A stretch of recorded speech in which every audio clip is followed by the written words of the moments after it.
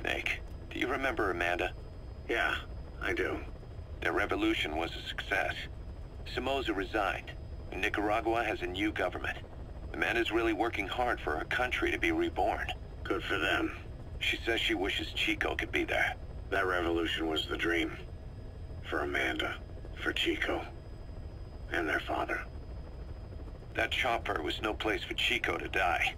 I'd like to at least think history will remember his part in the revolution. When you pick up a gun, there's always a chance you'll die for nothing. He knew that as well as the rest. Now that he's gone, it's up to the rest of us to decide what it was all worth. If we don't, there's nothing to prove that Chico ever lived at all. We're his mark on the world. Amanda told us that Strangelove contacted her after the revolutionaries came to power in Nicaragua. Strangelove, the AI researcher from MotherBase? I remember her. We'd lost touch with her, till Amanda heard from her out of the blue. She told Amanda she wanted to salvage Peace Walker's drive parts, or something from the bottom of Lake Nicaragua. Amanda passed the request on to her friends in the new administration. She's a national hero now, after all. So Strangelove got a Soviet military aircraft to transport something to somewhere.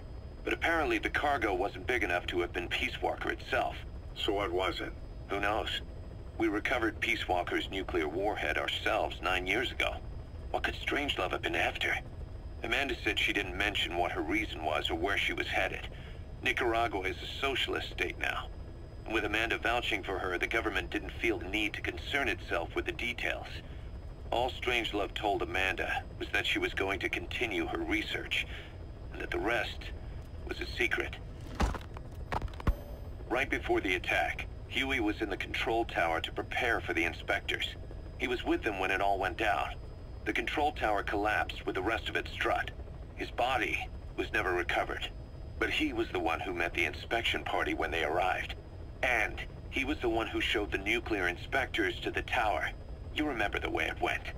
First he recommends we agree to the inspection. Then he gives them the okay without our permission. All the time acting as if he was doing us a favor. On top of that, he even had the guards disarmed that day. It would send the wrong message, he said. Whatever the angle, it all leads back to Huey. I curse my own stupidity for not realizing sooner. Huey escaped with that unit by chopper. I've been hunting him for 9 long years. The other reason I was operating around Afghanistan was to dig up his location.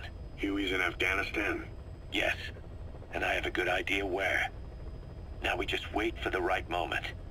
This time, we'll be the ones using him.